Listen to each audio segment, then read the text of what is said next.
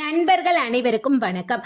ஒரு மனிதன் இறந்த பிறகு அந்த மனிதனின் இதயம் சில மணித்துளிகள் உயிர் வாழும்னு சொல்றாங்க.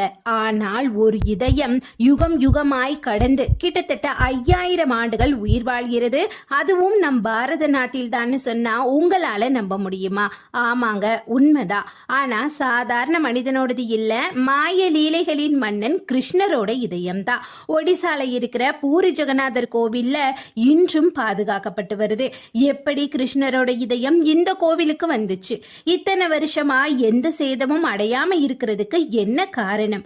உண்மையிலேயே அது கிருஷ்ணரோட இதயம் தானான்னு பூரி ஜெகநாதர் கோவிலின் மர்ம ரகசியங்களை பற்றி இந்த வீடியோல பார்க்க போறோம். வீடியோவை ஸ்கிப் பண்ணாம ஃபுல்லா பாருங்க. அதுக்கு முன்னாடி புதுசா பாக்குற நண்பரா இருந்தாங்கன்னா கண்டிப்பா நம்ம சேனலை சப்ஸ்கிரைப் பண்ணிக்கோங்க. இப்ப வாங்க வீடியோக்குள்ள போகலாம். துவாபர யுக முடிவில் துவாரகையோட அழிவை பார்த்து கிருஷ்ணர் காந்தாரியோட சாபம் பழிக்கும்